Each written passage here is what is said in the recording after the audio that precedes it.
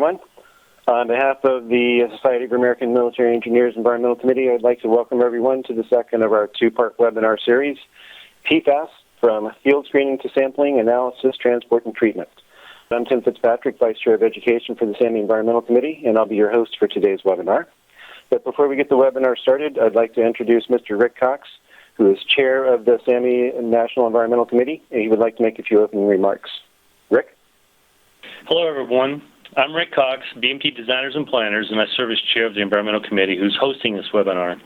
As Tim mentioned, this is the second webinar in the series. The first webinar held in October demonstrated significant interest, so we felt it necessary to provide you a perspective and information on how to handle this new contaminant. I'm sure some of you participated in that event. The mission of the Environmental Committee is to create value to our membership through educational opportunities, professional forums, outreach, and business programs. The Environmental Committee is focused on the collaboration of SAMI members and government staff working on environmental issues. If you're a member of SAMI and interested in participating in the Environmental Committee, you may join by following the instructions on our webpage, www.sami.org/environmental. I'd also like to highlight the upcoming SAMI Joint Engineer Training Conference to be held in Columbus, Ohio, May 23rd to the 27th. We're finalizing the presentations and have already selected several topics and presentations associated with this. I invite you to get involved in the committee, ask questions during the webinar, and look forward to learning how we can better serve you. Tim? Thank you, Rick. In an effort to engage industry members of SAMI, we've planned this webinar. We hope the information presented will be useful to you in your career. Following the webinar, the presentation will be emailed to all attendees within 3 business days. Watch out for a follow-up email containing the presentation, your PDH certificate, and a link to a recording of the webinar. This webinar would not be possible without our presenters, so I'd like to take the time to sincerely thank all of them for their participation. I would also like to thank each of you for joining us today. I'm looking forward to the presentation and to your questions afterward. After this webinar, you will be automatically routed to a survey page. Please participate in this short poll so that we can address any concerns for future webinars. At this point, I'd like to introduce our first speaker. Dr. Hunter Anderson is an environmental scientist at the U.S. Air Force Civil Engineers Center in San Antonio, Texas. Following his PhD work at The Ohio State University, Dr. Anderson worked as a postdoctoral researcher for U.S. EPA in the Cincinnati, Ohio division of the National Center for Environmental Assessment under the Office of Research and Development. Dr. Anderson has helped AFCEC pioneer programmatic surveillance of emerging contaminants and issues and provides technical expertise to the U.S. Air Force Environmental Restoration Program in the areas of soil science, environmental toxicology, and quantitative data analysis. Dr. Anderson also serves as the U.S. Air Force Restoration Liaison to the DoD's Strategic Environmental Research and Development and Environmental Security Technology Certificate Programs, otherwise known as CERTA-PSTCP. I'll now pass the call over to Dr. Anderson. Dr. Anderson? All right. Well, thank you very much, Tim. I assume everyone can hear me okay. It's my pleasure to give this presentation today. My goal here is to provide a very basic overview of the PFAS problem as we currently know it to date. It's probably going to be a review to most of you folks. As Rick mentioned, this isn't the first SAMI webinar on PFAS, but I do find that a little repetition goes a long ways to help us all be on the same page. But ultimately, what I also hope to accomplish is to provide an update on some of the things AFCEC's been doing to date. Okay, so why are we all here? I think it's pretty obvious. You pretty much have to be living under a rock for the past few years to not have at least heard of the PFAS problem. But I think one of the factors that really exemplifies some of the current buzz around the country and the world is the fact that there's literally been this explosion of information. The science is evolving at a very rapid rate. It's a fairly sexy thing to study. There's money out there to study it. Consequently, our understanding of this PFAS issue has evolved rapidly. And sort of what goes hand in hand with the science, at least theoretically, is the regulatory climate. EPA's had a pretty good run over the last few years, right? Trying to regulate these compounds and get their hands around the extent to which they occur with UCMR3 and whatnot, and their inherent toxicity. I think it's anyone's guess how this momentum is going to stay or change throughout the Trump years, but regardless, the states are out there doing their own thing as well, not listed here, but consequently, I think it's a pretty safe thing to say that there's no stopping this train at this point. We're pretty much married to the fact that we're going to have to deal with these compounds for some time to come.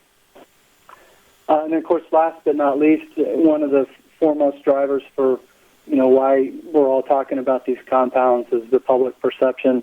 At least within the government, when these things go political, there's decisions made that don't necessarily that aren't necessarily based on the data and the science, but for good, bad, or otherwise, it is what it is. The DoD takes very seriously, our role as public stakeholders and the community relations that is therein. So consequently, we've utilized the DoDI policy, the DoD's policy on emerging contaminants, to authorize us to do some things with regard to PFAS in the absence of otherwise legal drivers. Well, okay, so that's enough about that. I don't think any overview of the PFAS problem is complete without at least some mention of nomenclature. We do hear different acronyms thrown around quite routinely, and there is a pretty concerted effort in the industry to kind of standardize how we talk about these things. I think we, the DoD, are probably the most guilty party in that respect. But what I want to just briefly say about that is, when we talk about the term PFAS, we're referring to any fluorinated hydrocarbon for which there are thousands. The term PFAS stands for per- and polyfluoroalkyl substances. Those are further subdivided into what we call perfluorinated compounds, which is typically the acronym PFC people use, and then polyfluorinated compounds, again, for which there are thousands. I've just got a few referenced here for which are relevant to the DoD and the AFFF problem I'll talk about. But in general, the perfluorinated compounds are then further subdivided. The sulfonamide amino carboxylates, or the zwitterions, you hear people talking about the perfluoroalkyl sulfonamidoamines, or the cations, you hear people talking about. But what gets the vast majority of attention, both in the news and amongst the literature, are the perfluoroalkyl acids, the PFAS, and they're referred to as acids because they dissociate at all environmentally relevant pH. They're found as a conjugate base in the environment. Those are further subdivided into the carboxylates and the sulfonates, PFAS being the poster child sulfonate, and PFOA being the poster child carboxylate. Okay. So again, with sources, you guys have probably seen this 100 times over. I'll just mention there's, a really nice document the UN International Development Organization put together that tracks PFAS usage. I believe it's mostly from the European countries, but it's a really interesting paper that discusses where all the PFAS production went and what it was used for in terms of products. I will say, at least in the United States, the sources referenced here are largely legacy at this point via the PFAS stewardship program and all the TSCA rules and the voluntary phase-out of PFAS. Contemporary sources of PFAS, at least with respect to PFOA and PFAS, are fairly minimal. It's really the polyfluorinated compounds that are still of concern in commercial products. But what I'm going to focus on here and for the remainder of my presentation at least is aqueous film-forming foam, and of course that's the primary concern to the DoD. I'll say AFFF is almost exclusively, if not exclusively, the sole source of environmental liability with respect to PFAS in the DoD. So, why does the DoD care about PFAS and AFFF? Well, since as long as there's been an Air Force, there's been Air Force firefighters and Air Force firefighting capability. Primarily, that's with respect to Class B, fuel fires. Prior to 1970, that was all done and utilized protein-based foams. Thanks to the Navy Research Lab in conjunction with 3M, long about 1970, the mil-spec transition to acquire aqueous film-forming foam, and it's been used ever since. There's a really nice document that describes all that detail I'll reference here, and rather than going through that detail. But, every installation that has a requirement for AFFF has at least one fire training area And there's an interesting backstory with all of our FTAs. Prior to 1990, these were largely just open areas, in an undeveloped part of the installation. They were largely unengineered, unlined. All the AFFF and combustion products were, in most cases, allowed to just run off and infiltrate into the ground. After 1990, there was a universal decision made to redesign all those facilities and engineer them with catchments and AFFF lagoons and liners and in some cases mock systems that replaced the need for actual fuel fires and live training with AFFF. So really, when we talk about our AFFF liability with respect to environmental releases, it's mostly the period from 1970 to 1990 that we're interested in, with some exceptions after 1990. But in addition to the FTAs, we also have, every hangar that's designed to house aircraft with fuel, by policy has to be equipped with a suppression system. They're not all AFFF systems, but a good many of them are. So, we have routine equipment checks there and, occasional equipment failure at the hangar facilities that house AFFF systems. And then, of course, we have emergency response, actual, incidents where AFFF was deployed. In the wash racks, there's a lot of equipment maintenance that inadvertently releases AFFF. And then our waste management, prior to recently, all AFFF discharges were largely contained and discharged to wastewater treatment plants. And so, what they did with it is a matter of concern now, where the sludge was disposed of, etc. So that's kind of, what classifies our sites according to our PFAS liability. And then just briefly, AFFF itself, I think most of you have probably seen some more highly detailed discussion of this, but, AFFF is a complicated mixture that's not just a composition of PFAS, but it's a complex mixture of both flow surfactants, hydrocarbon surfactants, inorganic constituents, and water. And then it's typically deployed at somewhere between a 3 and 6% solution. That's based on things like temperature and elevation.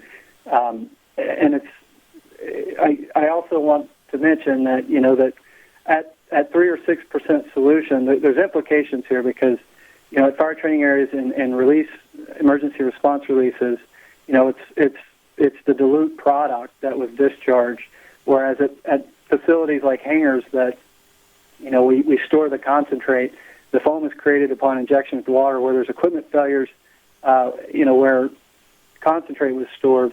That's a considerably different scenario than where the actual solution was discharged. The 3 or 6% solution, by design, is right around the critical micelle concentration for the PFAS. So the behavior of those monomers in the environment is quite likely, significantly different than what the micelles would be in the concentrate. And I'll just say, as an anecdote, in all of my travels around these installations, touring facilities and performing site visits to where these releases occurred, I've observed, and a lot of us have observed, where the neat product has released and encountered concrete, it stains the concrete a sort of burnt orange color. Why that's the case, I can't say, but it's definitely distinct from where the solution was discharged, where there's no visible evidence whatsoever after the fact. Just an interesting observation. But in addition to the mixture of the actual AFFF itself, the PFAS component within the AFFF is also a complex mixture, and it can be categorized based on the manufacturer, the type of manufacturer. All the 3M's light water AFFF was based on electrochemical fluorination. It produces all perfluorinated compounds. Of course, it was proprietary. There's both branched and linear isomers, odd even chain links.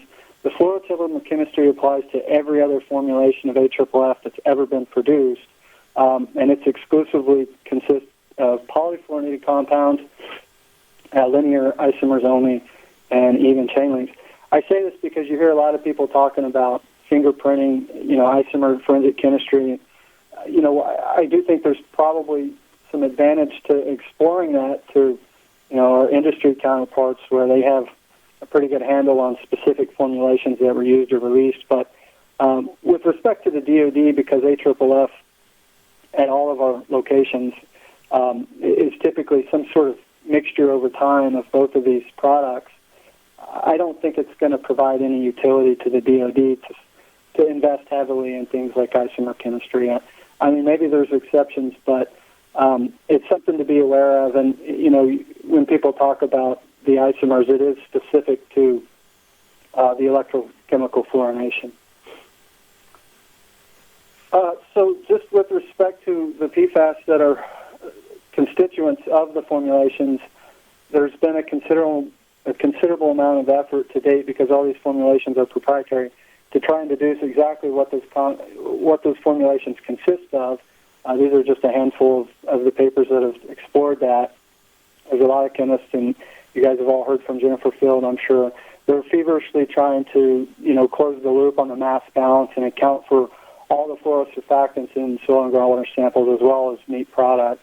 And, you know, I think the total count is over 200 at this point. There's classes of fluorosurfactants that have been identified that weren't previously known. So I think, you know, the information on exactly what's there is evolving. It's primarily of interest at somewhat of an academic level. At this point, I don't know to what extent this would ever be relevant to, you know, say the circle process, but it definitely exemplifies the fact that these chemistries are incredibly complicated. But if that weren't complicated enough, the fact that there's over 200 compounds across the formulations, there is this issue with precursors. So theoretically, all of the polyfluorinated compounds are subject to oxidation along the weak spot of the molecule where there's a carbon-hydrogen bond.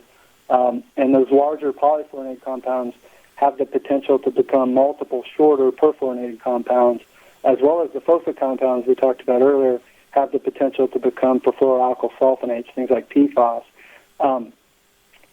So, you know, it is somewhat specific to the formulation as to what the end product would be of precursor biotransformation, which is a relevant fact, but I will say, you know, the extent to which precursor biotransformation and exactly what transforms into what and at what rates under environmental conditions are still very much the topic of a lot of research.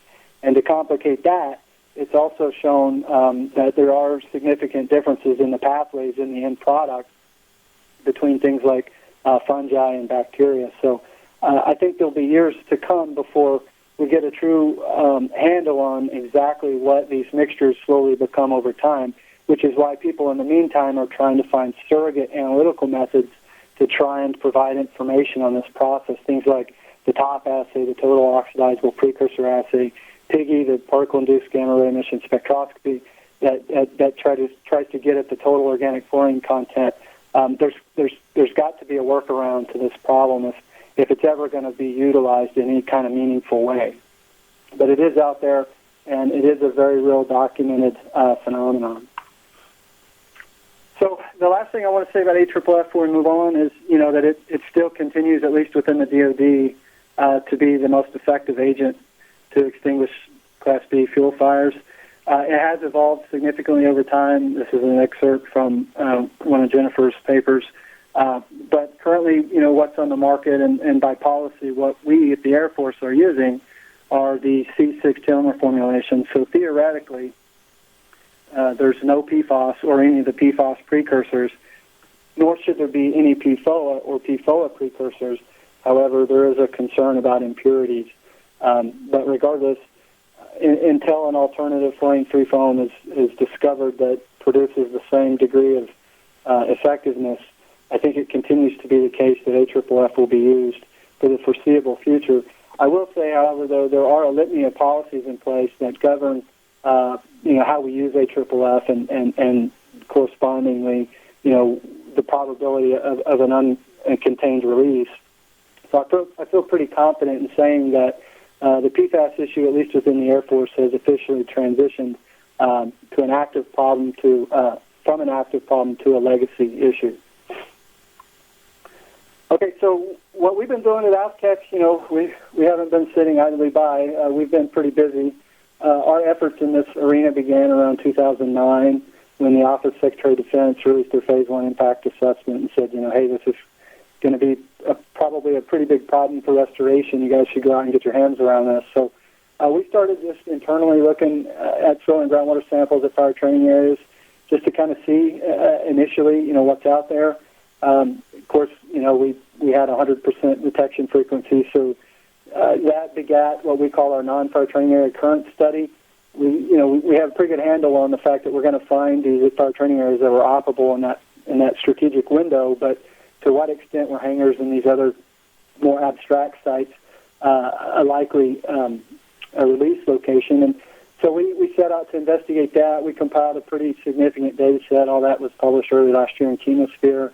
But again, our conclusions from that effort was such that, we ought to probably roll this out programmatically rather than address it on a site-by-site basis. So beginning in 15, we set out to do programmatic-wide preliminary assessments. Nobody in the Air Force had done those for years, so it was a learning curve. But those are largely complete. That transitioned to these site inspections that we're currently in the process of doing. And, we've been heavily involved in all the research and sort of in the STCP, like what was mentioned on the outset. This, just real quickly, is our current status. I don't want to confuse anybody and implicate that these are, sites, but this is the profile of locations where we documented releases coming out of the PA. These are not validated sites, hence the term sites in quotes. I don't want anybody citing me, saying Dr. Anderson said there's 1,800, sites moving forward. That's not the case. We're going to invariably screen a significant number of these out. This is the level of effort that's being required to execute these SI investigations. Okay, and then I just want to wrap up here and give you a summary of what I think our conclusions are to date. We can definitely see a relationship with the volume that was released and the concentration. Of course, that's obvious, but there's really no de minimis release. Everything seems to exceed 70 part per trillion screening criteria in groundwater. It just doesn't take a lot of AFFF to do that. We do see some empirical patterns in the data that do support the concern with precursor biotransformation. That's all referenced in the Chemosphere paper. And although we're just now sort of holistically starting to measure the fluorotelomere sulfonates, I feel pretty confident saying that really PFAS is going to drive risk at the vast majority of our sites. That's pretty obvious in the data we have. And then again, where installations had a requirement for AFFF, it was utilized in a lot of different locations. So, it's going to be the case that for most installations, there's multiple, quote-unquote source zones. Background concentrations do confound interpretation. We're going to be right back to where we were with metals and pHs with these compounds, and we're going to probably have to do base-wide background investigations. We have documented aquatic exposures. A lot of these contaminated groundwater plumes do discharge to surface water. We're currently investigating that at one particular installation, Barksdale. We're hoping to publish that data soon. We've comprehensively investigated exposure and done some tox work to support that. But and then finally, I'll say that our data support the transport science. There are clear relationships with functional group and chain length, and it does seem to be a function of the organic matter composition. I've got a wealth of backup materials, some supporting slides that kind of speak to that, and I'm happy to entertain questions after the fact, but for time I won't address those here. If I just may, these are sort of what I see as the fundamental questions that we, the Air Force, need answered immediately. While you'll hear presentations on treatment technologies after this, that's all fine and well, and it's very much needed research. We have a fundamental need to address more immediate questions to get through the RI phases once we start doing that in a year or two. So this issue with source zones and exactly what is that, everything I've seen in the literature suggests these plumes develop and migrate as a center of mass. So just because you can measure something in soil material years after release doesn't necessarily mean it's a threat to groundwater. We do have to get some guidance on how to account for these precursors if we are ever going to. So there's some research ongoing to address that. Real-time analytical screening tools are much needed. You'll hear Rula and Andy talk about that. And I do think on the aquatic exposure side, just to wrap up, we do need, I think, some screening levels that are protective of trophic transfer. That does seem to be the predominant pathway in the eco world that is of concern. And, you know, is it a question of PFAS or does the mixture matter? And again, I list these questions. They're loaded questions. They are the topic of a lot of ongoing research. But to me, they're fundamental uncertainties we need answers on immediately to get through the RI phase work, long before we start talking about full-scale remediation. And so with that, I think I'm out of time, as usual. And so I'm happy to entertain any questions, or please feel free to email me. I love talking about this stuff. So thanks. And with that, I'll hand it over to you, Tim. All right. Thank you very much, Dr. Anderson. I don't see any questions here in our question box for you yet. Give everybody a couple of minutes here, or just a few seconds to see if anybody has any questions. Please remember to type it into your chat box and click the Q&A chat box and click on Submit to all panelists. All right. It doesn't look like we've got many questions, so in this case, I'm going to go ahead and introduce our next speakers. Very good. Okay. Thank you. Thank you again, Dr. Anderson. Right, next speakers are Dr. Rula Deeb and Dr. Andy Eaton. Dr. Deeb is a senior principal civil and environmental engineer based in California. She's got more than 25 years of experience in private practice and academia, addressing the cross-media fate and transport of contaminants and the remediation of complex soil and groundwater sites impacted by non-aqueous phase liquids. Rula earned her doctorate in civil and environmental engineering at UC Berkeley, where her research focused on substrate interactions of gasoline aromatics and oxygenates. As a postdoc fellow at UC Berkeley, she developed and implemented research programs in collaboration with scientists and engineers at other universities, consulting firms, and U.S. Air Force on remediation sites impacted with contaminated mixtures. Following teaching assignments at UC Berkeley and Stanford between 1992 and 2000, Rula was selected as National Science Foundation Engineering Education Scholar for Excellence in Engineering Education. Rula is heavily engaged National Academy of Engineering Frontiers of National Academy of Engineering Frontiers of Engineering program, which brings together emerging engineering leaders from industry, academia, and government to discuss pioneering technical work and leading-edge research in various engineering fields and industry sectors. She is a recipient of the 2008 Berkeley Engineering Innovation Young Outstanding Leader Award and the 2010 ITRC Industry Recognition Award. Rula was recently invited to serve as a member of the U.S. EPA's Science Advisory Board's Environmental Engineering Committee through September of 2018. This appointment was made by the Administrator of EPA. Dr. Andy Eaton has nearly 40 years of experience in the environmental industry, much of it focused on emerging contaminants in drinking water. He holds a PhD in geochemistry from Harvard University and did postdoc work at Caltech. He is Technical Director and Vice President of Eurofins Eaton Analytical, the nation's largest lab focused on potable water testing. Eurofins Eaton Analytical is responsible for nearly 40% of the national PFAS data generated under EPA's Unregulated Contaminant Monitoring Rule, or UCMR. In conjunction with Geosyntec, Dr. Eaton and his colleagues have worked on development of a field-compatible technique using ion chromatography to obtain quantitative data on PFAS and PFOA at levels indicative of possible plumes. I'd now like to turn it over to Dr. Deeb. Rula? Thank you, Tim. We're going to get started off here with just a bit of a reminder about PFAS chemistry, although Dr. Anderson did a great job of talking about these chemicals. The two things that I want to highlight here is that the carbon-fluorine bond is one of the shortest and strongest bonds in nature, which is really why these substances are used in our industry. For example, in AFFF applications, they're perfect for maintaining performance after being exposed to high temperatures in fuel burning fires. And this is why they tend to persist in nature. The two groups within PFAS, like Hunter mentioned, are perfluoroalkyl substances and polyfluoroalkyl substances. The compounds that I'm going to focus on and that Andy's going to focus on in this presentation are the perfluoroalkyl substances. And within that group, there are two compounds of specific interest, PFOA and PFAS. Why are PFASs just emerging? These compounds are not very volatile.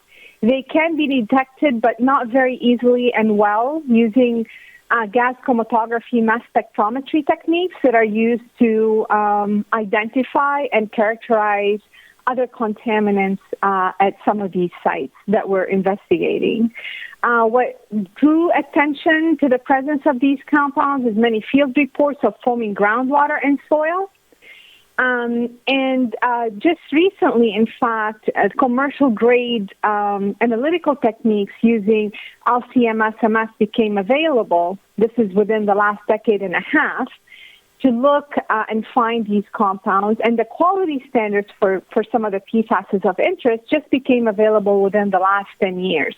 So these compounds have been present for much longer than the period that we've been looking for them and finding them.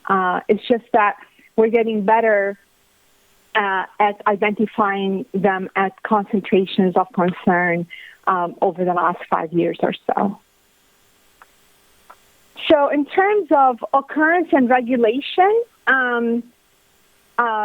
in 2012, 6 PFASs, including PFAS and PFOA, were added to the Unregulated Contaminant Monitoring Rule 3 list, or the UCMR3.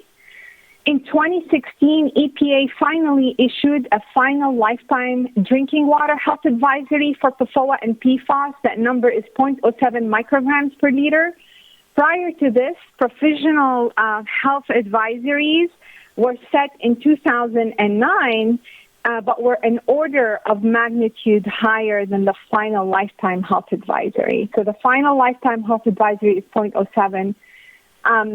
And for PFOA and PFAS, prior to this, the number was 0.2 and 0.4 micrograms per liter. What you're looking at in this chart is October 2015 UCMR3 data summary with PFAS detected in 194 of 4,864 public water systems. So there's been more increasing interest in finding and improving our ability to detect these compounds at impacted sites. So why is it important to develop a field-compatible method? Based on our experience, we're seeing, and as Dr. Anderson said, we're seeing a lot of sites across the country being impacted by PFAS, PFOA, and other PFASs. It's not just federal facilities, it is industrial sites, landfills, airports, etc. We don't always know where the plumes are. There are multiple points of releases within each facility, so there could be multiple plumes. What we're seeing is sending out samples when you're in the field is expensive and time-consuming, even when you do rush analysis. So we were trying to come up with a screening tool that we could use in the field that gives us real-time information that allows us to better guide our field characterization efforts. So based on our experience, and I'm showing an example here of an effort that we did at Cape Canaveral in Florida for the Air Force. This effort to characterize a plume that was not a very huge plume required 3 separate field mobilizations and the analysis of over 70 samples before we had enough information on where to place our monitoring wells. So that can get very expensive very quickly, and that really reinforced the need for a field screening tool that gives us real-time information to guide these types of efforts. So here are some of the analytical opportunities for PFAS as our team sees it. There is a need for on-site analytical laboratory capabilities. Based on what we know, it appears that Cascade Mobilab service has an LC-MS methodology based on a modified EPA method that can be used in a field setting. The issue with LC-MS technology is the length of time to prepare a sample and run the sample. It is a method that could lead to EPA approval at some point, but again, I still see a need for a real-time screening tool. And then based on the samples where the wells should be placed, those samples can be sent to a fixed laboratory for analysis and reporting purposes. There's a number of other methodologies like NMR or nuclear magnetic resonance for non-targeted analysis of PFAS mixtures, and that's being developed in Canada. It is a quick and cheap method that is soon to be field portable, and the funding for this method is coming from CERDIP and ESDCP. As Dr. Anderson mentioned, there's particle-induced gamma ray emission methodology, or PIGI, that measures total fluorine. It's a quantitative, high-throughput, and inexpensive screening tool. There's the top assay, and then there are sensors. But our objective here was to develop a real-time field method that is capable of measuring PFAS and PFOA at low enough levels to give us information immediately on where to chase the source and where to place the wells to characterize the plume. So with that, the approach to the problem, and Andy is going to go through this in detail through the approach. We felt that although several research groups were working on various sensors and total fluorine measurements, we wanted a compound specific with a focus on PFAS and PFOA, a screening tool that was based on a validated method. And we found prior work that was done by Dynex in 2008 that uses ion chromatography as the detector for PFAS in tap water.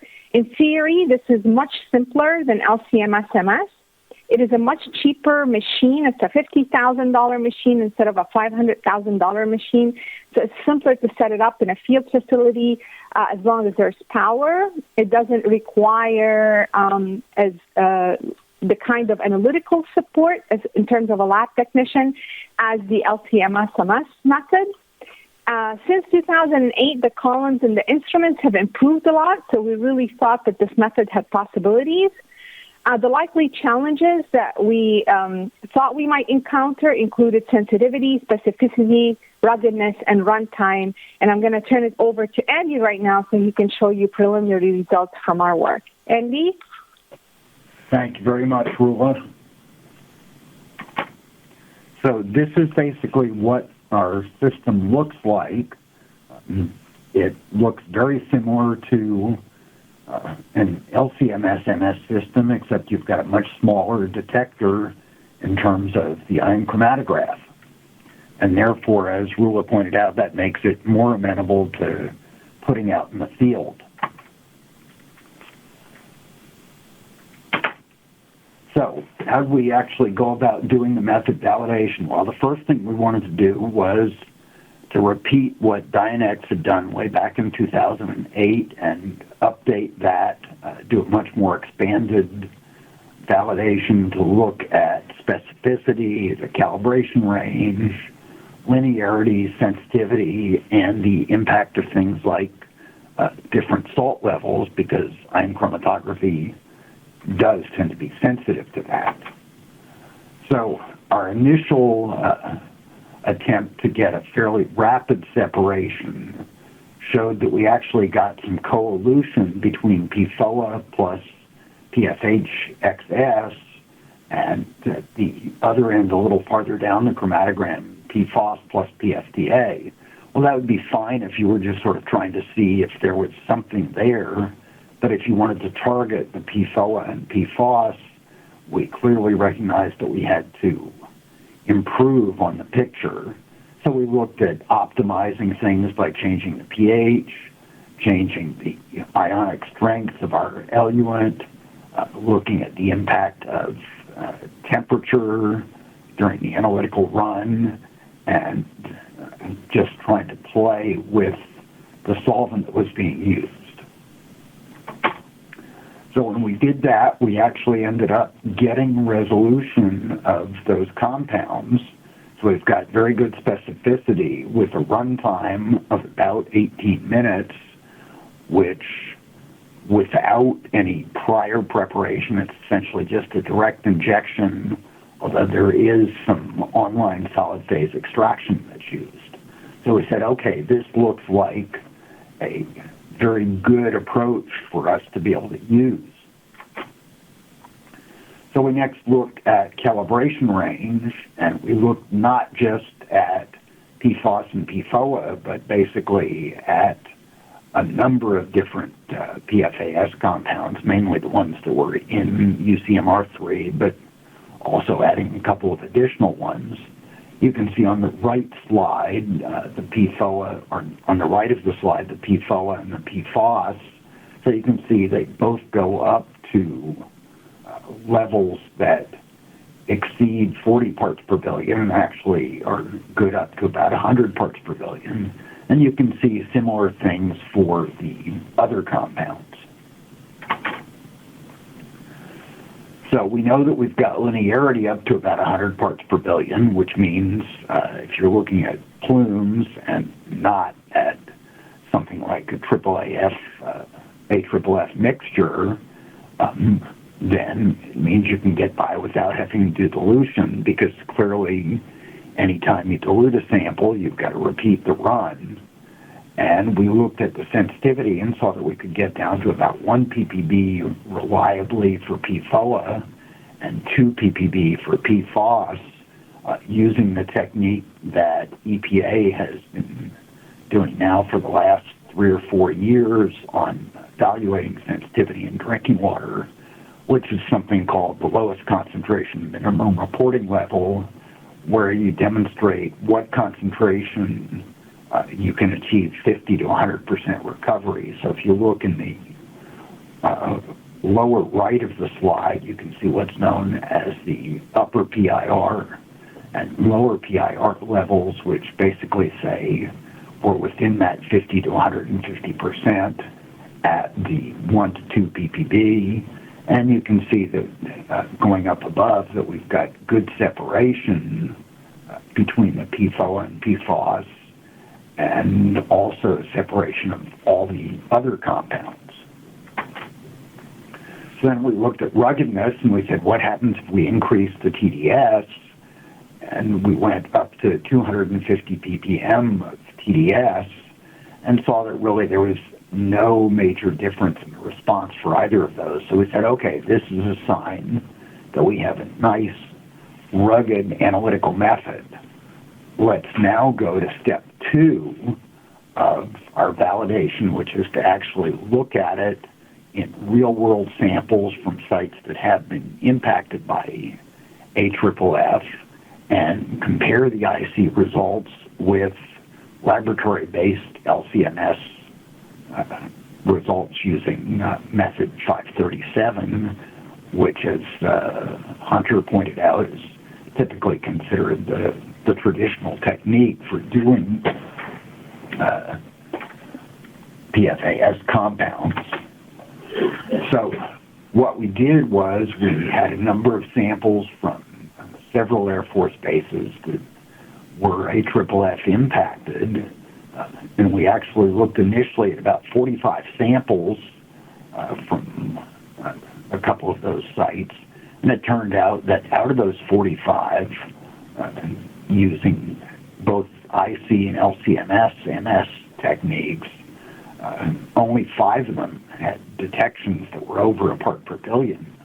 So if you look at doing that by method 537, you're typically talking potentially 2 to 3 weeks, unless you do it rush, and you're talking numbers that push $10,000 to $20,000, whereas we were able to run those same samples essentially within 1 to 2 days to identify the hot spots using the IC method.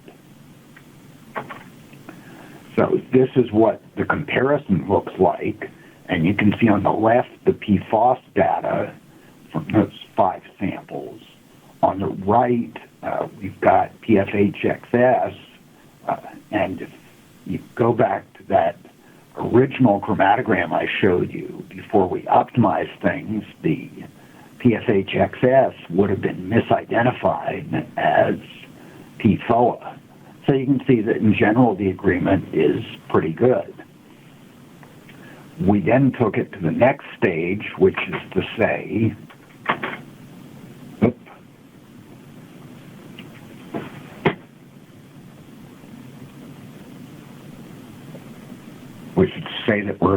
missing a slide in here. But what we found when we looked at additional sites from Dover Air Force Base where we did have PFOA present, we had pretty good agreement between the IC and the LCMS-MS methods. So at this point, we are basically able to say from our preliminary conclusions that the field method did indeed yield promising results that were comparable to the LCMS-MS method. The sensitivity is good enough to be able to identify plumes.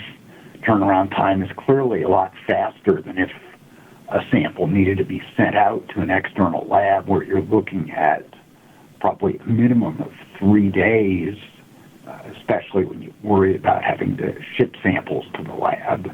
The cost is clearly much, much less than what it would be, and equally important, you end up eliminating field standby costs.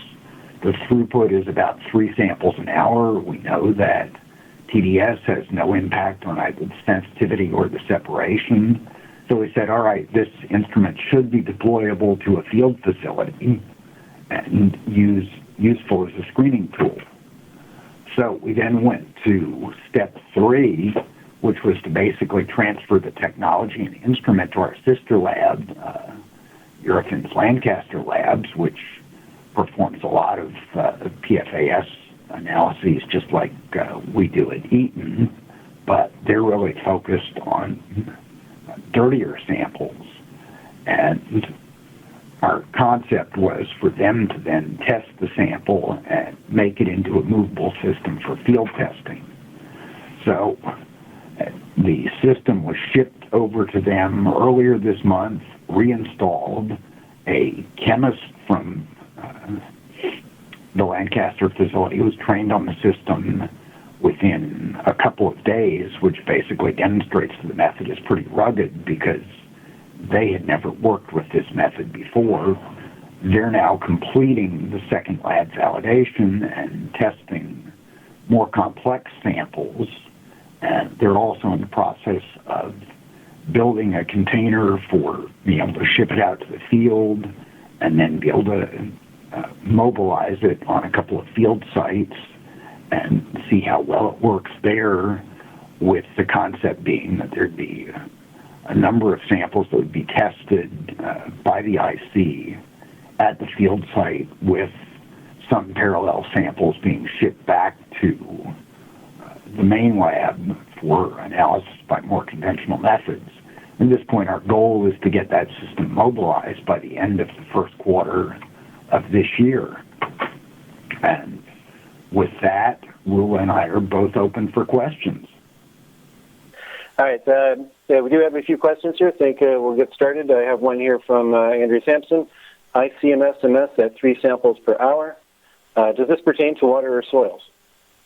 That is for water samples.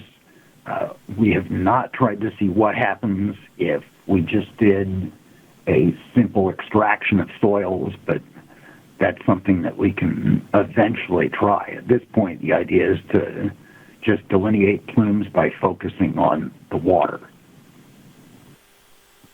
All right. And what would be the recommended frequency for confirmation samples to be sent to the lab for this method? Rula, do you want to take that? Sure. So the idea is to use this as a screening tool, not as a reporting, tool. So we just want to have better information in the field in terms of where to place, any additional wells that are needed, or where to collect samples. And based on the results, if the results are quote unquote hot, then we send a split sample for reporting purposes. But the idea is to rely on this as a screening tool, not as a reporting method at this time. So site-specific. And thank you. Another question here. What is the sample volume needed for the analysis, and is it comparable to lab analytical methods? The sample volume that's needed is basically only about 5 milliliters, essentially just enough to inject into the IC, and that compares to a 250 mil volume that you'd be using if you were using method 537 with an offline extraction. Thank you. Another question, is there a Dionyx method reference? The Dionyx method is actually a very obscure technical note that they have from way back in 2008 that Ali Haghani, who's our principal research chemist, had located. And once he found it, and we went back to Dionyx to ask them more about it, they actually had a hard time finding the note. But we have found the same chemist who worked on the method back in 2008. So we know that he's still around, at least, even if the note's buried. All right, very good. Let's see, I think we have one more question. Can the method be modified to analyze soil samples? But I think you've already touched on that. Yes. Yes, so looks like I don't see any other questions. Oh, I do have one question. It seems like it was directed to the work you did at Cape Canaveral. The question was, is that plume discharging to surface water? The answer is yes. It was discharging to the Banana River. And we did some surface water and some sediment sampling in collaboration with Jennifer Field at Oregon State University. And we found PFAS in both surface water samples and sediment samples. Okay, very good. All right. Yes, go ahead. One other comment, Tim. I noticed the one question about the IC method referenced it as ICMSMS, and it's actually just IC with the conductivity detector. So it's much simpler than doing an ICMSMS method. And much cheaper machine. Yes. Thanks for pointing that out. Yep, good. One last minute question. Does the equipment contain radioactive material that will require special handling of the equipment? No. All right, simple answer. Okay, very good. We'll go ahead and close the Q&A session this time, and thank you very much. And now I'm going to introduce our third speaker, Dr. Bharat Chandramouli.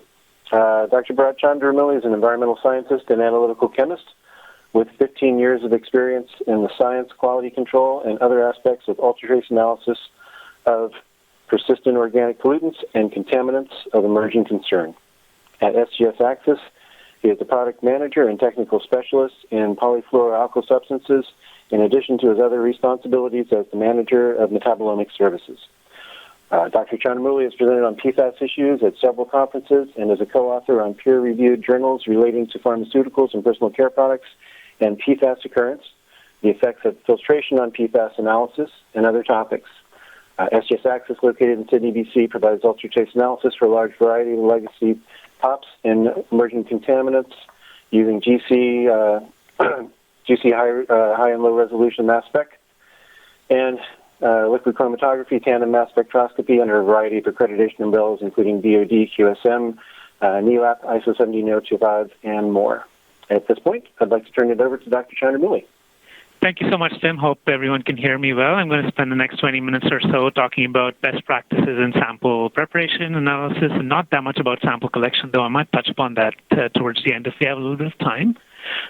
Outline-wise, I've already changed this because the first two presenters have given us very good introductions on nomenclature, structure, relevance of PFAS, so I might just skip over some of those slides really quick, just to touch on a couple of brief points.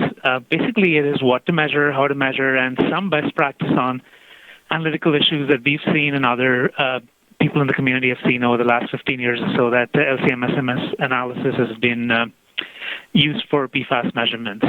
So quickly, per and polyfluorinated compounds, PFAS, we talked about nomenclature and the differences between per and poly. There is a whole number of analytes out there that can be potentially measured. There's diverse and complex chemistries based on product use, and a a short list of things that we have measured in the past and people have measured are fluorotelmer sulfonate, phosphate esters, phosphonic acid, phosphonic acid. There's a whole list of things. Reason why everyone has been interested over the last few years is the C8 fluorine-saturated compounds, PFAS and PFOA, have definite or putative health effects, and so that's spurred a lot of interest in measurement and analysis of the fluorinated compounds in general. I'm going to skip this slide because we talked extensively about AFFF. From the first question perspective, what to measure and how, there's a dizzying array of potential per and polyfluorinated, ones that are associated with AFFF sites and ones that are other uses, because fluorinated compounds are used in other applications as well. I mean, chrome plating, carpet treatments, waterproofing treatments, etc. So there's more than 540 potential per and polyfluorinated compounds to measure. Very few of them have regulatory levels. So we've talked extensively about PFAS and PFOA having regulatory levels.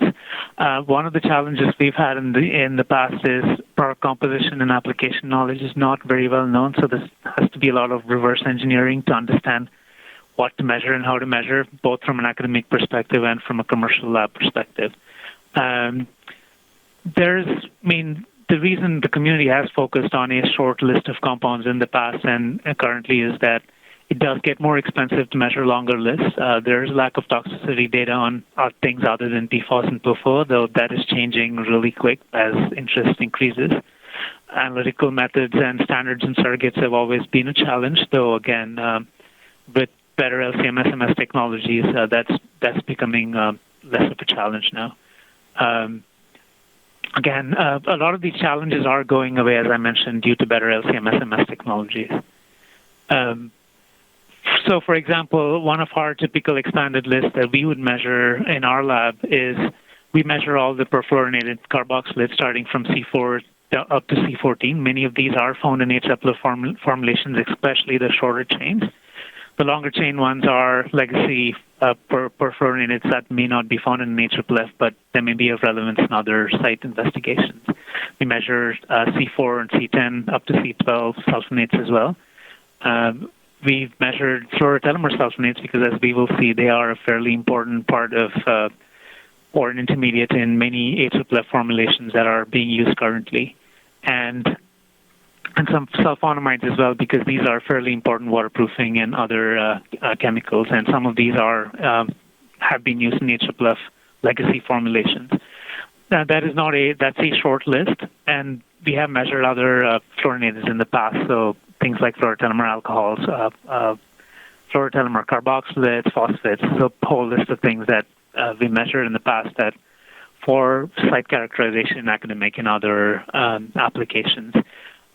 A good method these days can go down to sub-PPT levels in 250 ml sample. So, for example, one method we've developed recently will get down to around less than 0.1 nanograms per liter, so less than 0.1 PPT for most of the carboxylates. So that is where we are. That's where the market is as far as ability to measure at a low level is concerned. Again, some of these low levels are a challenge in many labs because you have ubiquitous lab backgrounds for many of these compounds. So one has to be very careful in monitoring blanks and reducing backgrounds very aggressively to get to some of these fairly low levels.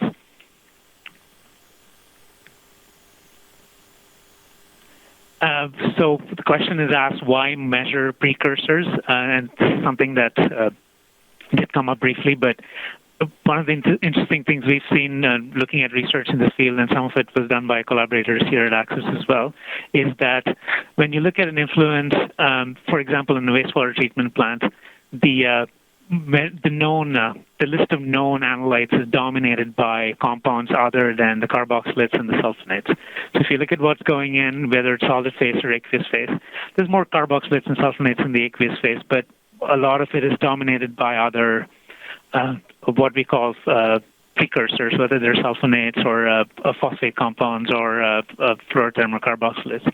But when you start looking at what's going in the effluent, for example, most of that has been transformed by biological transformation during the activated sludge treatment process into the terminal end chain carboxylates and sulfonates. So even though many of these compounds may not, or the carboxylates and sulfonates may not start off as the dominant part of a effluent sample or an influent sample, for example, once it gets in the environment, they are being emitted as the perfluorinated.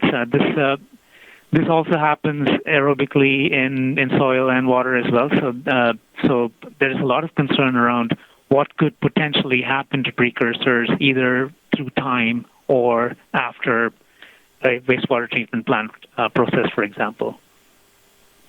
Just quickly, FTSs. Again, I'm going to skip on this because we did talk quite a bit about FTSs and the pathways as well.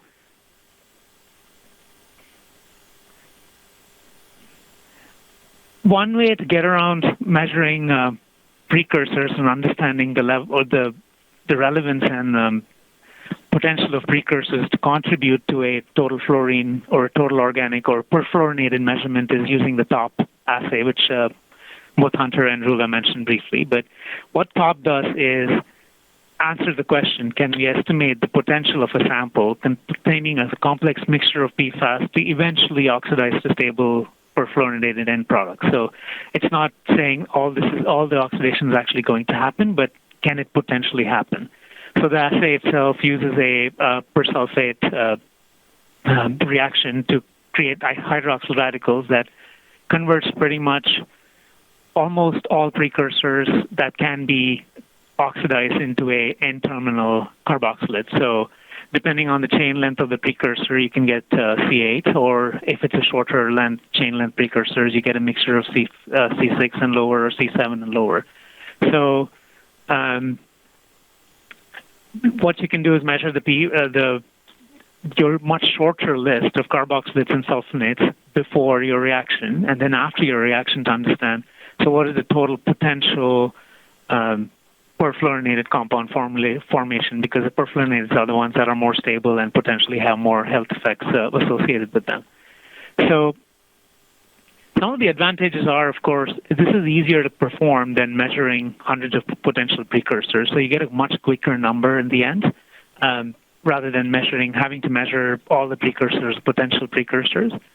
But again, there's questions around mass balance and matrix effects and how the method will actually perform in a large field study, for example. So there is need for more validation and testing, but I do know that TOP will be commercially available in North America in the next 3 to 6 months. There's a number of labs working on TOP currently, so including AXYS. So stay tuned. There's going to be a lot more availability of commercially available and validated TOP assays in the near future. So going over a typical PFAS method, that what I would call a best practice PFAS method is that, first off, it's multi-matrix, so you should be able to measure solids, waters, tissues, looking at body burdens, potentially in humans as well, so serum and plasma, using EPA 1600 type performance-based methods. Isotope dilution, we'll talk a bit more about isotope dilution soon, but again, the methods are fairly straightforward, though I guess not as straightforward as the ICMS that Rula talked about. Extraction, samples are spiked with isotope label internal standard. Solids are acid treated. Tissues may be base digested. And solids are extracted. Aqueous samples don't need much extraction. They're just pre-concentrated and cleaned up using a weak anion exchange. The weak anion exchange is fairly important because most of our relevant compounds here are anionic, though, as I think we've seen, there's a number of cationic and neutrals as well that we may need to measure. The weak anion exchange does have reasonable recoveries for the neutrals, so it does work for all of them. And then once that's done, LC-MS analysis with isotope dilution and surrogate standard quantitation. So that's what I would call your typical best practice PFAS method that's being employed by many commercial labs now. One example, we run a 29 analyte method that is currently validated in soil and water, for which we use 23 isotopically labeled standards. Why this is becoming important is that the DoD just recently introduced a QSM, a quality manual, that pretty much mandates that if there's a commercially available isotopically labeled standard, that it must be used. So again, one of the things that does improve data quality is the use of isotopically labeled standards. So this is something that you want to look for in a good method, is how many standards they're using and what they're using them for. All these standards are used for recovery correction and cleanup, usually a VCANA in exchange. What this it represents a substantial improvement over is a method like EPA 537 for drinking water, for example, which uses a much shorter list of the label standards and does not do recovery correction. So I think the DoD and the EPA and multiple agencies are very aware of the limits of EPA 537, especially for AFFF monitoring, and are all working on methods that will address most of these issues, and they will all conform to some of these best practices I'm talking about. Again, most of these should be available as standards in the next year or two, is my guess. Why isotope dilution? Because in addition to measuring, correcting for recovery losses and losses during extraction and cleanup, it's a very good way to fix false positives. So, for example, in this run we did here, we measured PFAS around 25,000 nanograms per liter, but the surrogate recoveries were low. So we decided to go back and do a dilution, and the only way you could monitor that is by actually adding surrogate standards, so you know the surrogate recoveries are low. The minute we did a dilution, we found that there's some suppression on the surrogate and the analyte, where the analyte was suppressed a little bit more than the surrogate. So when we did the dilution and the surrogate recoveries were back in spec, we actually had a number that was 30% higher. So again, isotope dilution can help fix these kind of subtle issues that show up during analysis. Another very important point around best practice is using multiple transitions for analytes. So an LC-MS approach can measure more than one parent-to-daughter transition. The EU 657, which is a guidance on analytical methods, specifies that best practice needs to have at least 4 identification points plus a labeled isotope. An LC-MS method with 1 precursors and 2 daughters gives you that requirement, and these are the most common. This is the most common way to meet that requirement. So if you look at most good LC-MS methods for PFAS analysis, it will mandate 2 transitions per analyte where available. For some of these analytes, they're not available, so they can't be used. But again, this is something to look for in a good method. Again, a good example of a confirming transition. This is a wastewater sample where we were measuring perfluorobutane sulfonate, and there's a peak at 6:22 on the main transition, 6.22 minutes, which the retention time is very close to the standard, close enough that we would probably call it the peak. But if you were using one transition, you would report it as a false positive, right? But if you are using your second confirming transition, you see that there's nothing present and that it's above the detection limit. So you'll find, hey, this is probably an interference, and you can call it that and actually avoid reporting false positives. So again, using confirming transitions is very important in providing good data quality. I don't want to touch too much on this because we talked about this as far as where linear and branched isomers come from, but the relevance of this in monitoring and measurement is that when you do an analysis, especially in an ECF sample, your linear PFAS is 70% and your branch PFAS is around 30%. This will vary depending on the sample, but again, the reason this is important is that the different transitions have different response factors, and most importantly, different LC methods either separate them out or don't. So some methods will separate them out to baseline and some will not. So depending on what method you use and what standard you use, many people use linear standards. So again, with differing response factors, you may get a slight inaccuracy in the measurement. Also, if you are not aware of where the branch isomers, especially for PFAS, are eluting, you may only integrate the linear compounds, and then that's going to bias your accuracy quite a bit. So again, it's very important to be aware of this problem. I believe that speciation, especially separating all the branched isomers from the linear, is more of an academic problem at this point in time, as Hunter mentioned, than actual commercial problem. It's most important to understand where the branches are coming in and then integrate them as well. So what we're doing, and I think what we would recommend other people do, is they use a mixed standard where available, where, for example, PFAS is now available as a linear and branch mixed standard. So when you use that for quantitation, you can at least you can reduce some of the errors. Most of the time, we don't need to separate the linear and branch. We can integrate them together. But again, it's important for a standardized approach, and we'll see where that comes out in the community in the next year or so. What to sample and store in? Again, there's been a lot of evidence in this, or lack of evidence, I would call it, a lot of anecdote. We did a holding time study looking at polypropylene, which is what the EPA 537 recommends, and amber glass and high-density polyethylene. There's been stories circulating in the past that glass is completely unsuitable for PFAS analysis. We did not find that to be true, so we went up to 90 days on our hold time studies, and these samples are stored at 4 degrees. But when you looked at the hold time results, most everything works okay for PFAS, but again, the polypropylene is getting below your 70% recoveries after 90 days in the polypropylene containers. When you look at the higher chain carboxylates, this is where you notice quite a bit of absorption on the container. Significant losses in polypropylene, but the amber glass and HTP worked quite well. I mean, most our recoveries were between 70 and 130%. So we recommend HTP wherever possible. It's important to note that this was a mass balance issue and it's a reversible issue, and what people can do to get samples off the polypropylene is, of course, to rinse with methanol after extraction or after storage, especially when the sample is in aqueous. So once you do that, your mass balance is back to 100%. So just to conclude real quick, chemistries are varied and complex. It's best to use isotope dilution and surrogate standard methods where available. And this is becoming more and more important as the DoD makes it mandatory.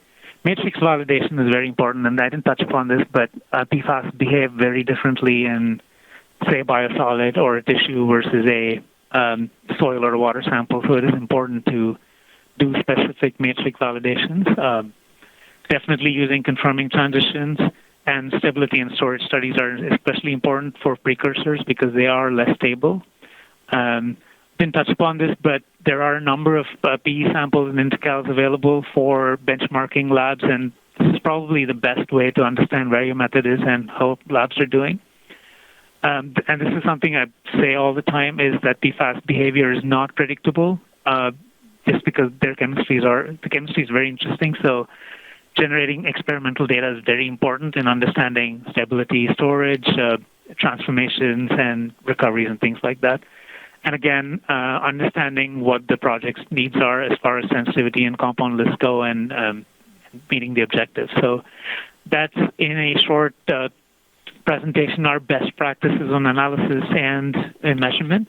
One thing I did want to say about sampling is that due to the surfactant nature of these samples, you will, if you don't sample carefully, or either in the lab or in field, you will have a tendency for stratification because analytes may float to the top of your samples or your subsamples. So it's very important to understand that behavior and try and minimize it as much as possible. So anything that introduces a lot of air into the sample or aerates the sample will create emulsions and create stratification. So that is something to be very mindful of in the lab. So with that, I will take questions.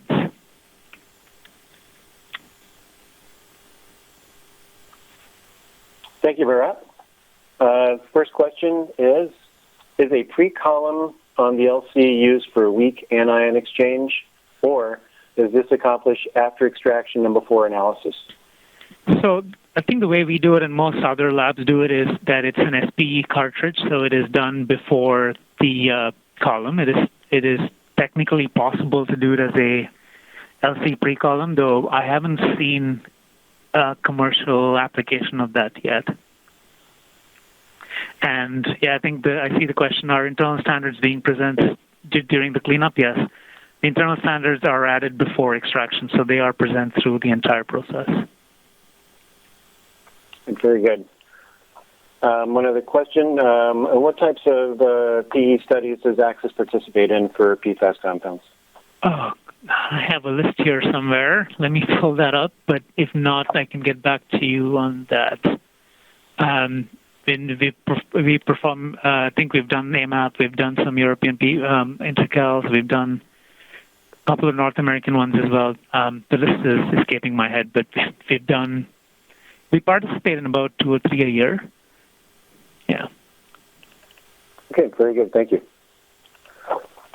All right. I don't see any other questions coming up at this point in time.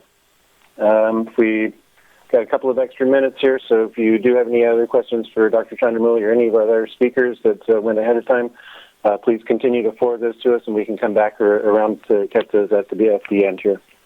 Thank you again, Dr. Chandramouli. At this time, I'd like to introduce our fourth and final speaker, Gary Burke, a professional engineer who's managing partner at Tersus Environmental. Gary is the founder and managing partner for Tersus. He has a bachelor's degree in chemical engineering from North Carolina State University and holds registrations as a professional engineer in North Carolina, Virginia, and Florida. Well known for his contributions to in-situ anaerobic groundwater remediation, he has worked on over 200 enhanced reductive dechlorination projects in North America, Europe, Asia, and Africa. His focus is on engaging cutting-edge, sustainable green technologies that help environmental consulting companies restore or remediate groundwater and soil at challenging sites associated with Fortune 500 companies, the U.S. Departments of Energy and Defense, and NASA. Gary has worked extensively in the field of bioremediation and environmental consulting on soil and groundwater assessments and cleanups. His experience includes 2 decades as an environmental contractor and consultant focused on project management of multi-phase, multidisciplinary environmental design and construction projects, predominantly for industry and utilities.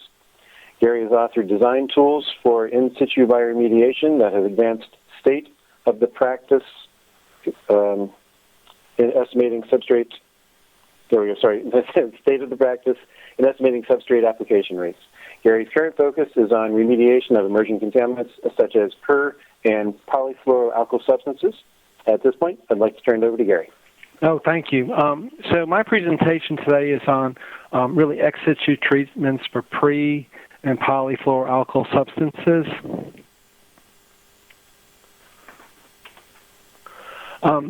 So the type of applications we're going to be looking at are soil remediation, groundwater hotspots, plumes that have complex chemistries, recovered firefighting waters, as well as some drinking water POE systems. So before I get into the types of technologies that are available, I'd like to just kind of give a review of some of the properties of the contaminant and then some of the challenges faced by the contaminant. So as previously mentioned, these contaminants are really super surfactants, so they have a hydrophilic head and a hydrophobic tail. So one side is water soluble, the other side is oil soluble. And really the length of the pre-fluoroalkyl segment and the nature of that polymer backbone really impact the intrinsic repellencies of these fluorochemicals. And surfaces treated with these fluoropolymers have a very low interfacial tension, and this low interfacial tension provides repellencies to both oil as well as water. And this property of this repellency is really not achieved with, silicone or paraffinoic finishes. And so if we look at the challenge and we look at, the behavior, compare the solubility of other organic contaminants and in the relationship of the concentrations of these substances measured at localized pollutions, the solubility of both compounds is relatively good. And really when I was talking about both compounds, I'm looking specifically at PFAS and PFOA. And the solubility is affected by the salt content, the pH, the redox conditions, and the salt formation as well as its precipitation. And so the literature also shows that the PFAS, really the potassium salt, is substantially non-volatile. And the ammonia salt of the PFOA also has a very low volatility. And so as Rula mentioned in her talk, the carbon-fluorine is really a very strong bond, and in fact, it's a covalent bond. And what that means is that there's an electron being shared between the carbon and the fluorine, and it's actually the second strongest single bond in organic chemistry. And so, in view of that strong covalent bond between the fluorine and the carbon atoms, biological degradation is really not very conducive. And so the other issue is that it takes really extreme temperatures to destroy the material. For example, PFAS, you need to achieve a temperature of 1100 degrees C. And chemical oxidation really is not very conducive. It does work, but as I'm going to show you on the upcoming slide, what happens is we're breaking off the amines and then creating more of the PFAS and PFOA. And so the challenge with these particular contaminants is that the existing treatment process is ineffective and limited. We've shown that some GAC and ion exchange will work, but they'll work with the longer chain PFASs, but the shorter chain compounds tend to not absorb and blow right through the absorbent media.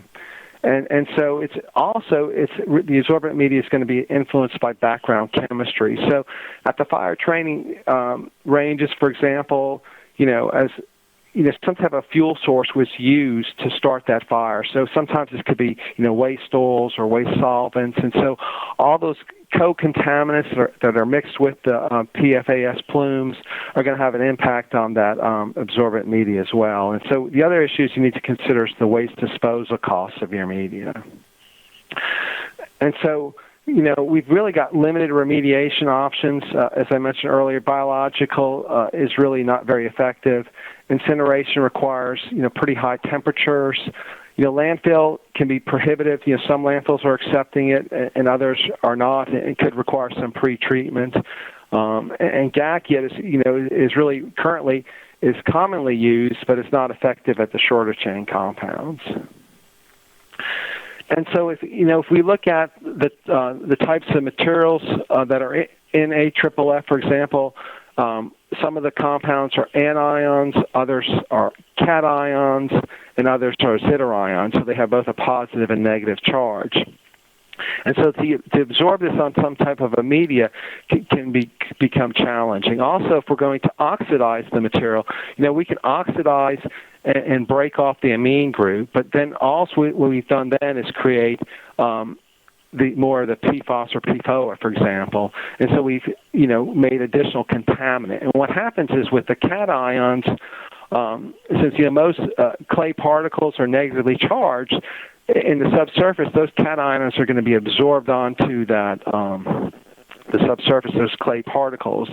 And so when we go in and we use chemical oxidation, we oxidize it, what we're doing then is we're destroying the amine groups, and then we're releasing and mobilizing the contaminant and often making the plumes larger.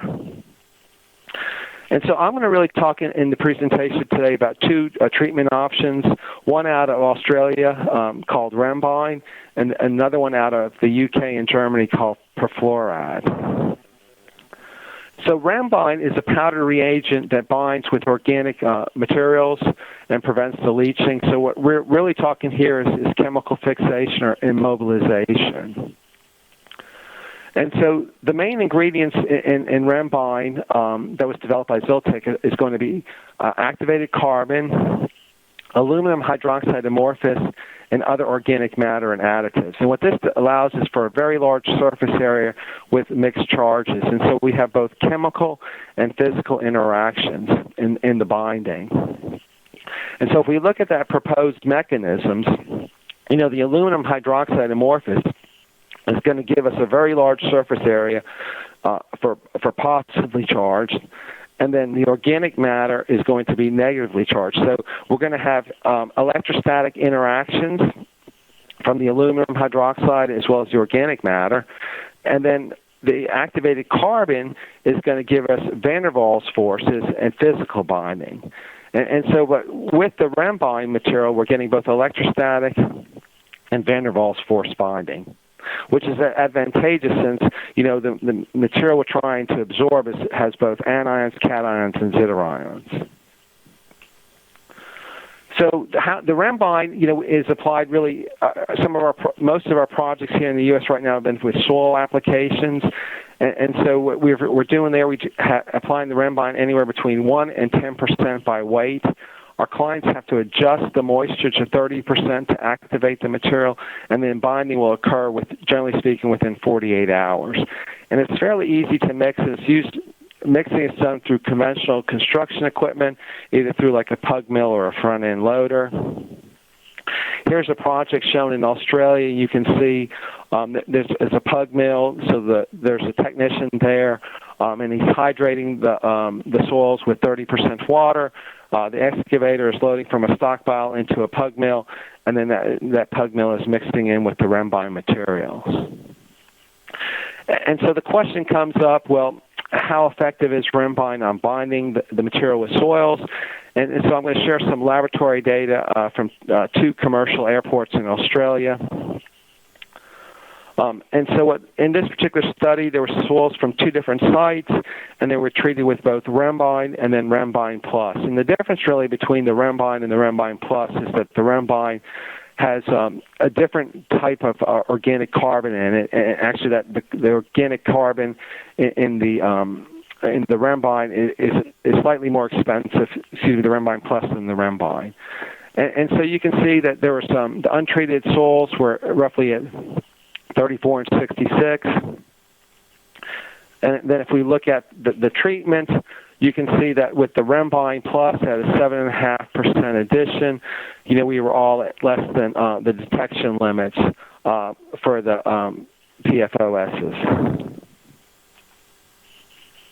And so if we compare the results from Site 1 to Site 2, you can see at 66 parts per million for the untreated, and then down to 0.05, and then on the PFOS, and then on PFOA, we're at 0.65 down to 0.02. So, we're able to get substantial reduction in the contaminants and tying it up and preventing it from leaching out in both, data from Site 1 and Site 2. And so then the next question, often comes up to us, well, how long does the binding last? There's an EPA test method, which is the EPA method 1320. It's a multiple extraction procedure.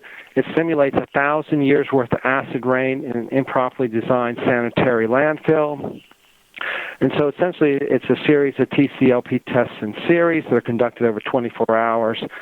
And so you can see with the PFOS, we're down to less than 20 nanograms per liter on all the leaching. So so according to the EPA method 1320, the binding should last for 1,000 years. So from there, we also have done some work working with a company in Germany called Sensitech to look at, is the Rembine material effective at used in columns to treat PFAS impacted water. And so for the experiments conducted with Sensitech in Germany, columns were built. Water was passed through at 1.8 milligrams per liter PFAS through the column at 100 pore volumes. And so we had columns constructed with both Rembine Plus as well as activated carbon, and we wanted to compare the two. And so in addition to, the PFOS, we also looked at PFOA, PFBS, and PFBA. So we wanted to see, have a 8, 7, and a 4-chain length compounds. And so if we look at the results,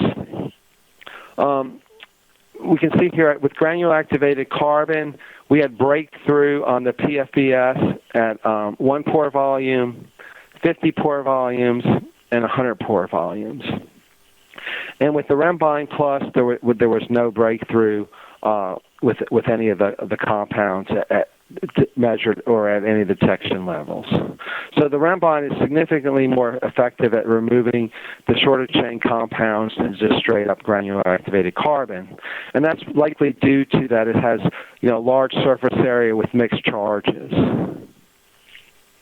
So using Rembine to remove short and long chain PFAS in water, just a summary here, the Rembine is somewhat more effective at removing than activated carbon. We also found that it had a 60-minute contact time was optimal. And from the experiments, we also found that the PFOS had an absorptive capacity of roughly 2,000 micrograms per gram for Rembine plus, and only 1,000 micrograms per gram for activated carbon. So Rembine, in addition to being able to remove the shorter chain compounds, can absorb about twice as much of the contaminant than just straight up activated carbon.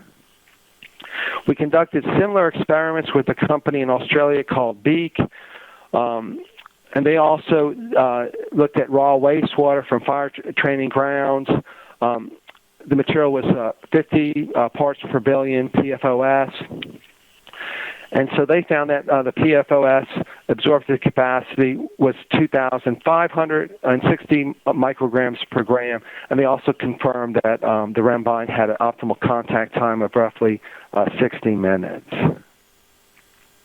In addition to Beek, we started looking at the capacities to reduce other of the compounds commonly found in the wastewater, and this will be very effective for us as when we go to designing above ground absorbers containing Rembine. So in summary, we found that the Rembine outperformed activated carbon in binding the shorter chain compounds, specifically the PFBS and PFBA.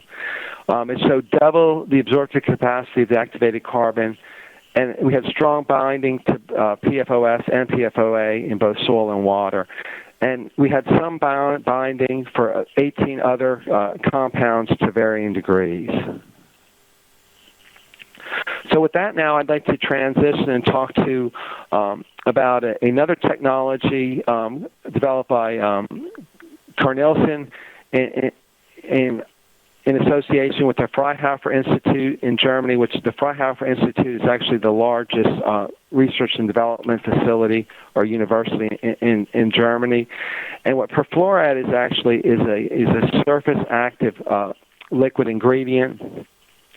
And it's been economical, and it's been actually now proven at full scale at several sites in Germany. And I'm going to share a case study with you from a site at the Nuremberg airport. And it removes a full range of PFASs from water. And so with the fluoride chemistry, it's really designed to treat and bind specifically with PFASs, and it doesn't really absorb any other organic contaminants. The perfluoride chemistry is also non-toxic and completely biodegradable.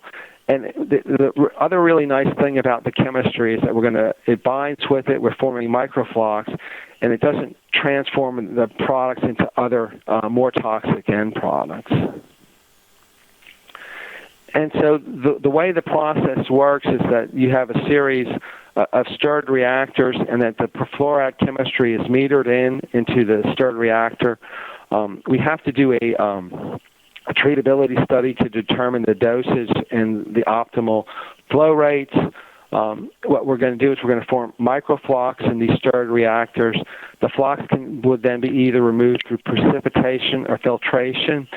And with the perfluoride chemistry, at full scale, we've shown that we can remove roughly 95% of the PFASs.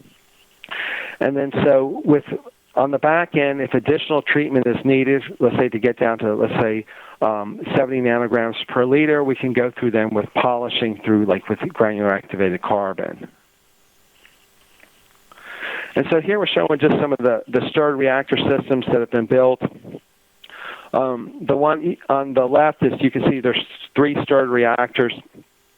The chemistry is metered in. Microflocks are formed in the bottom of those tanks. That sludge is then removed, either filtered and then stabilized with the product like Rembine, or those microflocks are drummed and sent off for offsite incineration. The photo on the right is a mobile treatment system that was designed and built to take out to like a fire training facility for testing, where you can then capture the waters and treat those waters on site through this mobile system.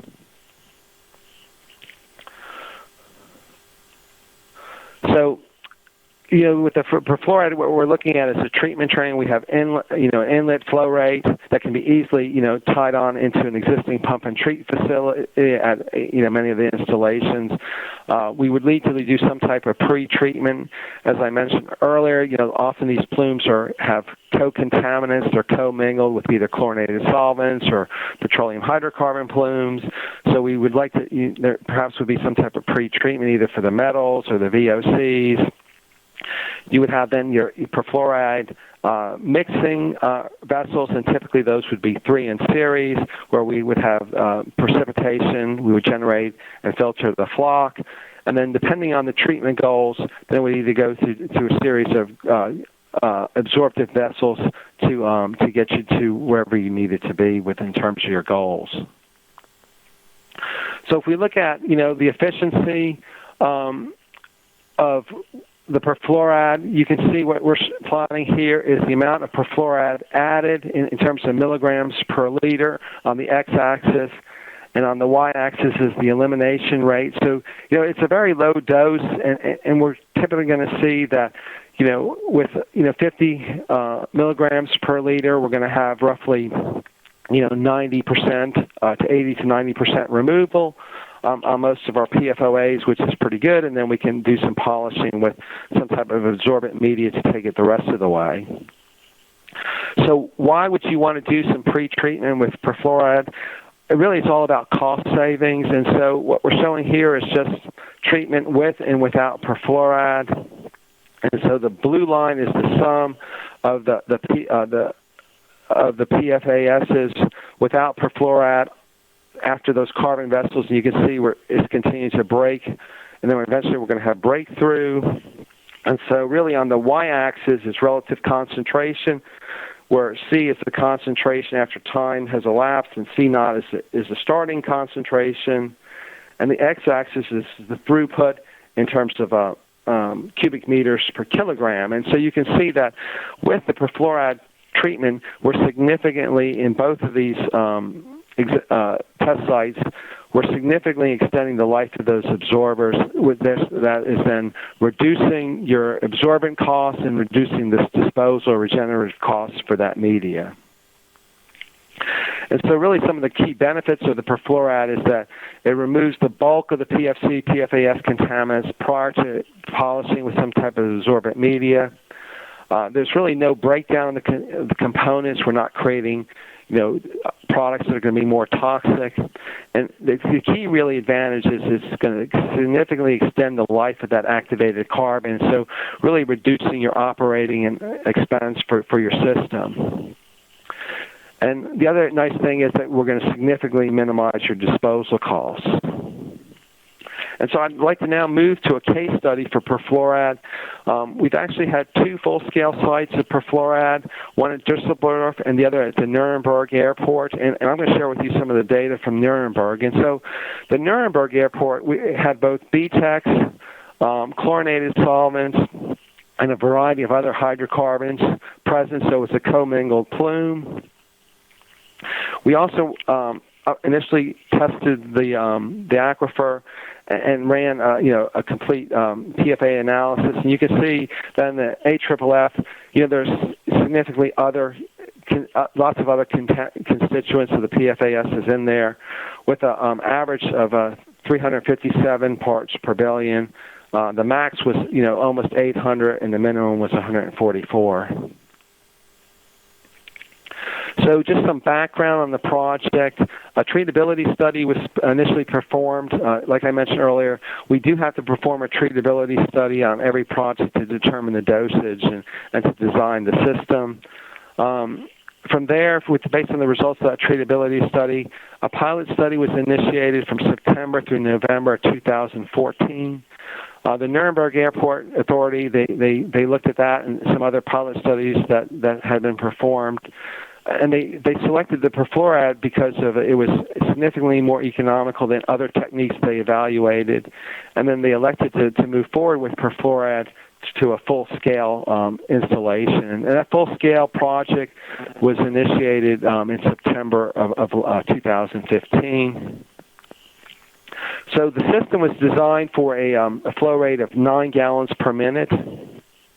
The target was 300 nanograms per liter for PFAS, PFOA, and PHHXS, the sum. And then in addition, it had a target of, specifically just for PFOS, of 230 nanograms per liter. We also designed the system for remote control, which helped minimize the amount of site visits to just 1 or 2 per week to work with the dosage and to deal with some of the microflux being generated. And so here are the results. So you can see what we're showing here is that for the suite of contaminants, the PFCs that were in that earlier slide, the total.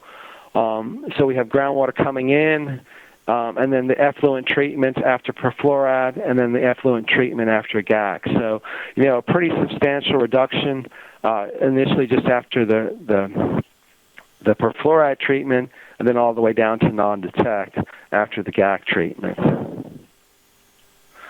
And so if we look at perfluoride and GAC and life, expectancy, so if we look at GAC and its ability to treat, for example, PCE has a loading of approximately 12% and a residence time of 10 minutes.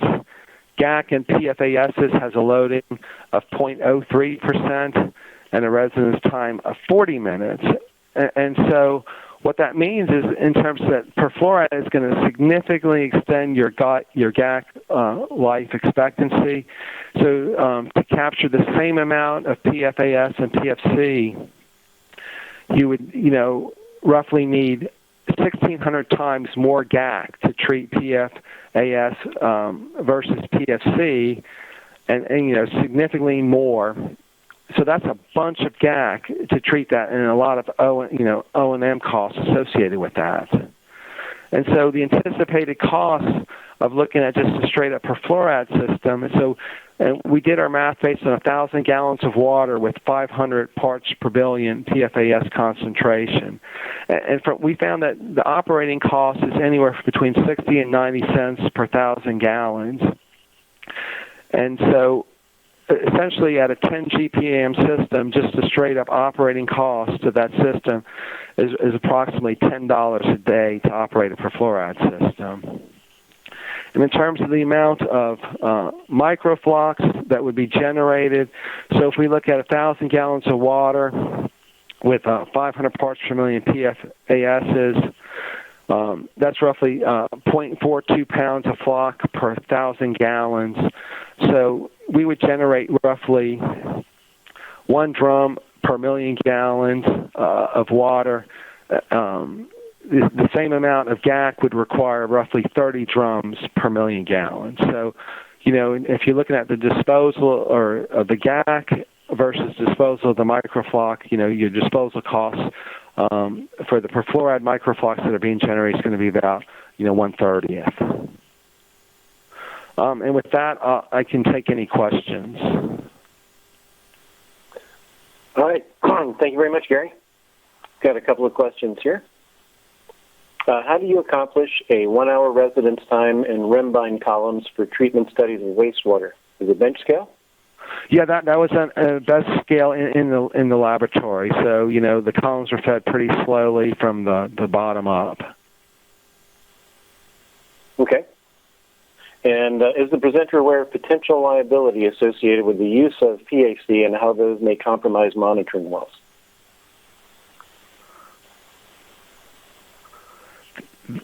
The use of perfluoride or PFC? PAC. I am not. Okay. Very good. One other question here is, any work being done specifically for drinking water? Are you pursuing EPA or NSF approval of REMBIND or perfluoride for drinking water? Yes, we're currently working on that, and we're working on trying to, we have, early on we were looking at, currently REMBIND will only work in a stir-type reactor for water treatment. We had tested it with the EPA at a site at one of their national laboratories. Because the Rembine is such a small powder, it's difficult to get flow through there at a reasonable pressure. So we're currently working on taking like an NSF sand and then having the Rembine coated to that sand to give it some bulking, so then we could take that material and use it through a flow-through vessel, because 1 hour residence time in a stir-type reactor it would be somewhat difficult. I know that the DoD has a site where they're looking at trying that right now, using the Rembine through in stirred reactors, but I don't have that data yet to share. We're also working with the EPA. We should receive some samples from a site to look at building mobile treatment systems for perfluoride, where they can go out to like an emergency response where there was a fire, and then to treat that water. And so we're still at the early stages with that.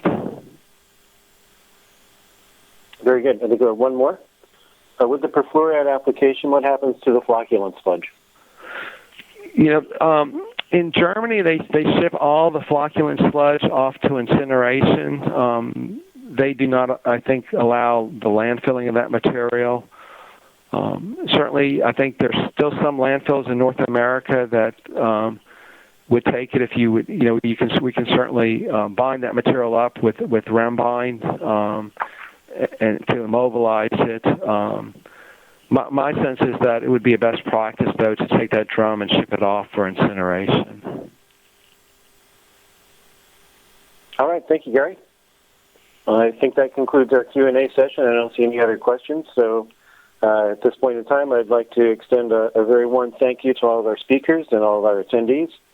And on behalf of the Society of American Military Engineers and the Environmental Committee, we appreciate everyone's participation and hope the webinar has been useful. If you have any additional questions, please submit them by email to Nicole Matthews at nmathews@same.org. You may also reach into the Environmental Committee board members through our webpage. Since there are no more questions at this time, this will conclude the webinar. You may now disconnect and have a wonderful day.